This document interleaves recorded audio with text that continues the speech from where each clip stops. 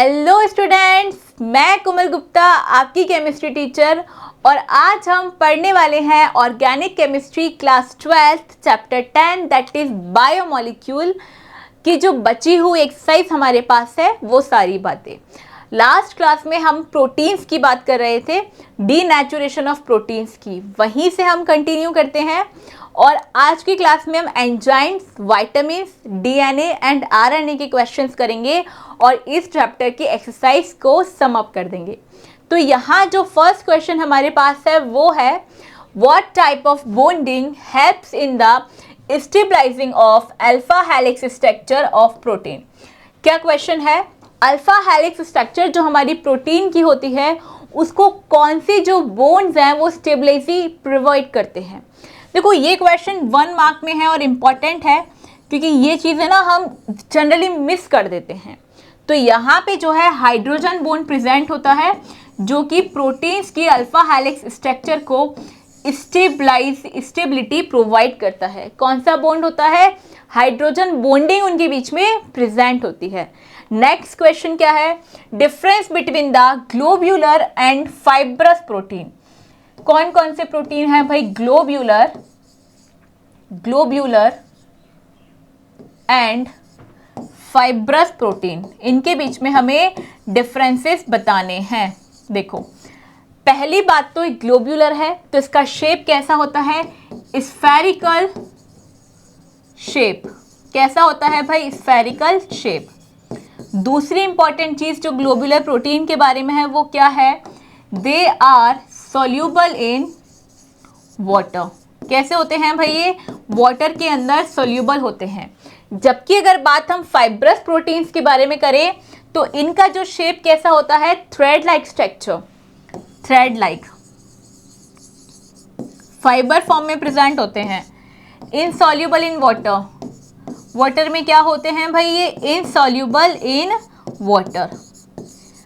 इसके अंदर कैसे प्रोटीन्स आते हैं? जैसे कि मायोसिन, ये क्या होता है? वाटर सोल्यूबल होता है। और फाइब्रस में तुम्हें बहुत बड़े एग्जांपल बताऊं, केराटिन प्रोटीन जो है जो हमारे नेल्स में और हेयर्स में प्रेजेंट होता है। अब हेयर्स देखो हमारे कैसे होते हैं? Fibre, thread like structure. कभी भी ये वाटर में सोल्यूबल नहीं होते, इसीलिए क्या होता है जब भी हमारे पास बाल कहीं पड़े होते हैं हमें उठाने पड़ते हैं क्योंकि वो जो है वाटर सोल्यूबल नहीं होते और वाटर और हेयर्स के अंदर ही केराटिन प्रोटीन प्रेजेंट होता है। Next question, how do you explain the amphoteric behaviour of amino acids. Amphoteric मतलब अमीनो एसिड्स जो है वो एज अ एसिड और एज अ बेस दोनों की तरह बिहेव करते हैं। इसका मतलब वो कैसा बिहेवियर दिखाते हैं? Amphoteric behaviour. अब दिखाते क्यों हैं? क्योंकि अमीनो एसिड फॉर्म्स क्या फॉर्म करते हैं बताओ? ज़्विटर आयन, ज़्विटर आयन। अब ये जो ज़्विटर आयन हमें मिलता है ना, इसके अंदर ही एसिड और बेस दोनों ही प्रेजेंट होते हैं। जैसे ये हमारे पास है कोई भी एक अमीनो एसिड, ये हो गया NH2C डबल बॉन्ड OH, यहाँ पे H और यहाँ पे R। ये कोई भी एक अमीनो एसिड है, इसको हमने क्या किया? देखो H3N पॉजिटिव, COO नेगेटिव और यहाँ पे H और यहाँ पे कार्बन। देखो यहाँ क्या हुआ, इस हाइड्रोजन ने अपना जो हाइड्रोजन है, इस कार्बोक्सिलिक एसिड ने, इस नाइट्रोजन ने इसका हाइड्रोजन एक्सेप्ट कर लिया और एक्सेप्ट करते ही ये लुईस एसिड बन गया और ये बेस बन गया। इसका मतलब यहाँ पे एसिड और बेस दोनों का फॉर्म हो रहा है और इसे ही हम बोलते हैं ज़्विटर आयन। कौन सा आयन भाई? ज़्विटर आयन। तो क्वेश्चन में फॉर्मेशन ऑफ ज़्विटर आयन भी पूछ सकता है, ज़्विटर आयन क्या होता है ये भी पूछ सकता है, और एम्फोटेरिक बिहेवियर जब पूछा है अमीनो एसिड का तो भी उसने इनडायरेक्टली ज़्विटर आयन के बारे में ही बात की है। तो क्वेश्चन कैसे भी हो सकता है, आंसर तीनों क्वेश्चंस का सेम ही रहेगा। Next question, what are the enzymes. देखो एंजाइम्स क्या होते हैं? Enzymes regulates the reaction. ठीक है, या हम बोले बायोलॉजिकल रिएक्शन, पर हम केमिस्ट्री में बात कर रहे हैं तो हम ये बोलेंगे regulates the reaction. They can behave as a positive or negative. अगर ये पॉजिटिव एंजाइम्स की तरह बिहेव करेंगी तो रिएक्शन फटाफट होती है, अगर ये नेगेटिव की तरह बिहेव करते हैं तो क्या होती है, रिएक्शन स्लो कर देते हैं या नेगेटिव इम्पैक्ट जो है रिएक्शन पे शो करते हैं। नेक्स्ट क्वेश्चन है, what is the effect of denaturation on the structure of protein. Protein की स्ट्रक्चर पे डीनेचुरेशन का क्या इफेक्ट होता है। देखो, डीनेचुरेशन का मतलब हमने क्या किया है, किसी भी कंपाउंड को हीट दी है, हीट गिवन है, ठीक है। अगर हम किसी भी कंपाउंड को हीट देंगे तो उसके बीच में जो बॉन्ड्स हैं वो ब्रेक होंगे। तो जब उनको हीट मिल चुकी है तो क्या होता है, जो यहाँ पे ग्लोब्यूल्स होते हैं, ग्लोब्यूलर प्रोटीन होते हैं, वो क्या होते हैं, ग्लोब्यूल्स गेट अनफोल्डेड, खुल जाते हैं आपस में सारे बॉन्ड्स, और जो हेलिक्स होते हैं वो आपस में ऐसे कॉइल्ड स्ट्रक्चर प्रेजेंट होती है। तो हेलिक्स गेट्स अनकॉइल्ड, क्या हो जाती है भाई, वो स्ट्रक्चर अनकॉइल्ड हो जाती है। और साथ में जो हमारा सेकेंडरी और टर्शरी प्रोटीन होते हैं, secondary and tertiary proteins get destroyed, ये हो जाते हैं डिस्ट्रॉयड। बट जो एक चीज़ होती है वो क्या, क्योंकि प्राइमरी स्ट्रक्चर में कोई बॉन्डिंग ही नहीं होती, तो प्राइमरी प्रोटीन्स जो है, या हम बोले 1 डिग्री जो प्रोटीन्स हैं हमारे पास, वो होते हैं अनचेंज। प्राइमरी प्रोटीन्स रिमेन्स या गेट्स अनचेंज्ड। इन पे डीनेचुरेशन का कोई भी इफेक्ट जो है नहीं पड़ता, ये एज इट इज ही ओवरऑल द रिएक्शन रहते हैं। नेक्स्ट क्वेश्चन जो है वो है, how are vitamins classified. Vitamins को हमने कैसे क्लासिफाई किया है।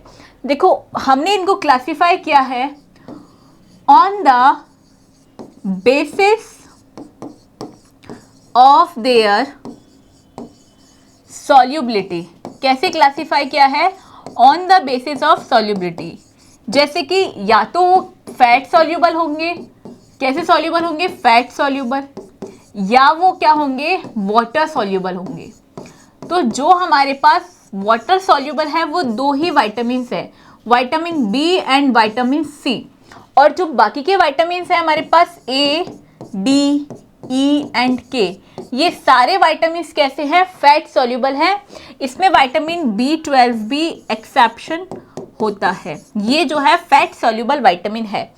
वाटर सॉल्युबल विटामिन है, इसका मतलब ये दोनों विटामिन्स हमें रेगुलर इंटेक में लेने चाहिए, क्योंकि ये यूरिनेशन के थ्रू हमारी बॉडी से पास आउट हो जाते हैं, क्योंकि वाटर में डिसॉल्व हुए रहते हैं। Name the vitamin responsible for the coagulation of blood. अब ब्लड कोagulating में कौन सा विटामिन हमें हेल्प करता है, तो भाई इसका आंसर है, ब्लड कोagulation में हमें जो विटामिन हेल्प करता है वो होता है विटामिन के। ये है जो ब्लड कोagulating में इफेक्ट करता है। किसी लोग के साथ क्या होता है, जैसे ब्लड क्लॉटिंग हो गई, ब्लड जो है कट लग गया और ब्लड फ्लो हो रहा है, और उनमें ब्लड क्लॉटिंग नहीं हो पाती, इसका मतलब विटामिन के का उनमें एब्सेंस होता है, ठीक है। और ये बहुत ही डेंजरस भी होता है। अगर रेगुलर फ्लो होता रहेगा और ब्लड नहीं रुकेगा तो फिर क्या हो जाएगा, एनीमिया हो जाएगा, लॉस ऑफ ब्लड हो जाएगा, और it can lead to death also in severe injuries. जैसे बहुत ज़्यादा ब्लड लॉस हो गया, बहुत खतरनाक एक्सीडेंट हो गया, और वहाँ पे जो है ब्लड अगर नहीं रुका तो it can lead to death. Next question क्या है, why are vitamin A and vitamin C essential to us. Vitamin A, although हमें सारे विटामिन सी बहुत ज़रूरी हैं, but vitamin A and vitamin C हमें एसेंशियल होते हैं बिकॉज इनकी डेफिशिएंसी से बहुत खतरनाक बीमारियां होती हैं। विटामिन ए की डेफिशिएंसी से जो डिजीज़ होती है उसे हम बोलते हैं ज़ीरोप्थैलेमिया, ज़ीरोप्थैलेमिया। और विटामिन सी से तो हम सब जानते हैं स्कर्वी डिजीज़ जो है हमें हो जाती है। That is why we have to intake them regularly. और क्या है, गिव देयर इम्पॉर्टेंट सोर्सेज। और हमें इनके सोर्सेज क्या क्या है, देखो आंवला है, कैरेट है ना, और जितने भी सिट्रस फ्रूट होते हैं, खट्टे फ्रूट होते हैं, वो सब क्या होते हैं, उन सब में विटामिन सी प्रेजेंट होता है। जैसे आंवला जो है उसमें तो विटामिन ए और विटामिन सी बहुत ज़्यादा अमाउंट में प्रेजेंट होता है। सिट्रस फ्रूट जैसे ग्रेप, ऑरेंज, जितने भी खट्टे फ्रूट्स होते हैं उन सब में ही विटामिन सी एक्सेस अमाउंट में प्रेजेंट होती है। Next question, what are nucleic acids? Nucleic acids क्या होते हैं बताओ? Nucleic acids are the form of the amino acids, है ना, ये अमीनो एसिड्स की एक फॉर्म होती हैं। Mention their two important function. Nucleic acid के दो इंपॉर्टेंट फंक्शंस क्या होते हैं? आरएनए और डीएनए जो है हमारे न्यूक्लिक एसिड्स हैं, और इनके फंक्शंस जो होंगे वही हमारे न्यूक्लिक एसिड के फंक्शंस होते हैं। आरएनए का काम क्या होता है? मैसेंजर का, बॉडी में जो भी हमारे मैसेजेस का काम होता है, मैसेंजर का काम होता है, या हम बोलें जो भी मैसेज ट्रांसफ़र करना है वन नर्व टू अनदर, वो सब काम करता है आरएनए। और डीएनए का काम क्या होता है ये तो सब जानते हैं, जेनेटिक मटेरियल का ट्रांसफ़र करना from one generation to another, एक जनरेशन से दूसरी जनरेशन तक जो हमें पता चलता है कि हाँ भाई डीएनए टेस्ट से कि ये किसका बेटा है, ये किसके फादर है, वो हमें डीएनए से पता चलता है। अब डीएनए में ऐसा क्या होता है, वहाँ प्रेजेंट होता है जेनेटिक मटेरियल, एंड जिससे हमें पता चलता है कि भाई पेरेंटिंग जो है किसके साथ है। तो ये किस में हेल्प करता है? जेनेटिक मटेरियल ट्रांसफ़र करने में, और ये मैसेंजर ट्रांसफ़र करने में, and these are the important role of nucleic acids. Next question, what is the difference between a nucleoside and the nucleotide? देखो, न्यूक्लियोसाइड और न्यूक्लियोटाइड में जो मेजर डिफरेंस है वो एक ही डिफरेंस है, और वो ये है, न्यूक्लियोसाइड के अंदर प्रेजेंट होते हैं यहाँ पे बेस और न्यूक्लिक एसिड। ये तो इन दोनों में ही प्रेजेंट होते हैं, क्या क्या भाई? न्यूक्लिक एसिड और बेस। लेकिन यहाँ पे जो एक एक्स्ट्रा चीज़ प्रेजेंट होती है वो प्रेजेंस होती है फॉस्फेट ग्रुप की। ये जो फॉस्फेट ग्रुप है ये सिर्फ और सिर्फ न्यूक्लियोटाइड में ही प्रेजेंट होता है। Next question, the two strands in DNA are not identical but are complementary, explain. क्या बोल रहा है? जो हमारे डीएनए के अंदर टू स्ट्रैंड्स होते हैं वो आइडेंटिकल नहीं होते बट कॉम्प्लीमेंट्री होते हैं। तो किस वजह से होते हैं? क्योंकि इनके अंदर जो है फिक्स बॉन्डिंग होती है। ऐसा कभी भी नहीं हुआ कि इस पूरे यूनिवर्स में किसी का भी डीएनए एडेनिन वाला ग्वानिन से कनेक्ट हो या फिर साइटोसिन वाला थाइमिन से कनेक्ट हो। वहाँ जो है कनेक्शन फिक्स है कि एडेनिन थाइमिन से 2 बॉन्ड से फॉर्म होता है, और यहाँ पे भाई जो साइटोसिन है वो हमेशा और हमेशा ट्रिपल बॉन्ड ग्वानिन के साथ जो है अपना बॉन्ड बनाता है। जैसे ये हमारे डीएनए की स्ट्रक्चर है, अगर तो इस स्ट्रक्चर में फिक्स है, अगर यहाँ एडेनिन प्रेजेंट होगा तो यहाँ जो है थाइमिन प्रेजेंट होगा 2 बॉन्ड्स के साथ। अगर यहाँ पे साइटोसिन प्रेजेंट होगा तो यहाँ पे ट्रिपल बॉन्ड के साथ ग्वानिन इसमें बॉन्ड बना रहा होगा।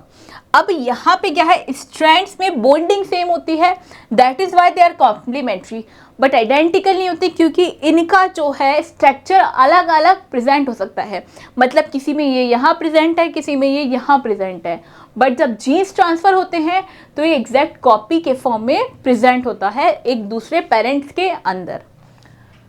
Right the important structural and functional differences between DNA and RNA. भाई डीएनए और आरएनए के अंदर कौन कौन से डिफरेंसेस होते हैं, सुनो। पहली चीज़ तो यही है कि इसमें जो शुगर प्रेजेंट होती है वो डीऑक्सी राइबोस शुगर प्रेजेंट होती है ना, हम सब जानते हैं। और यहाँ पे ऑक्सी राइबोस शुगर प्रेजेंट होती है, ऑक्सी राइबोस शुगर। इसके अंदर ऑक्सीजन हटाया हुआ होता है राइबोस शुगर के अंदर, जबकि इसके अंदर ऐसा कुछ भी नहीं एब्सेंट होता।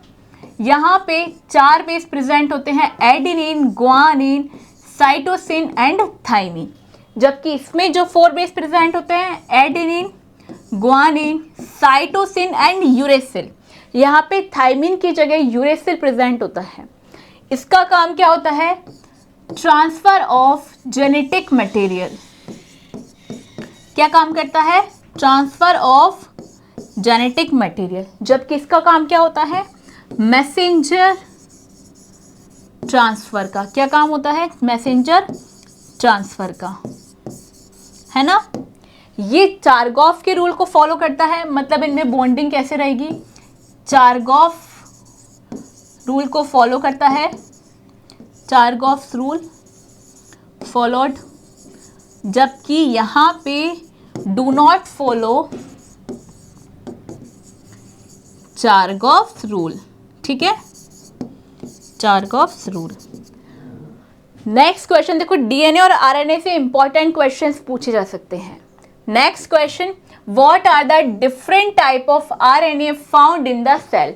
किसी भी सेल के अंदर कौन कौन से अलग अलग टाइप के आरएनए प्रेजेंट हो सकते हैं? तो देखो 3 ही आरएनए प्रेजेंट होते हैं हमारी बॉडी में, एमआरएनए, टीआरएनए और लास्ट होता है हमारे पास rRNA, mRNA, rRNA and tRNA. ये सारी बात हमारी न्यूक्लिक एसिड्स के बारे में including DNA and RNA finish हुई और यहीं पे हमारे चैप्टर की सारी एक्सरसाइजेज होती है खत्म। अगली बात करेंगे हम नेक्स्ट क्लास में, तब तक के लिए भाई पूरे क्वेश्चंस करते रहिए, समझते रहिए। Thank you.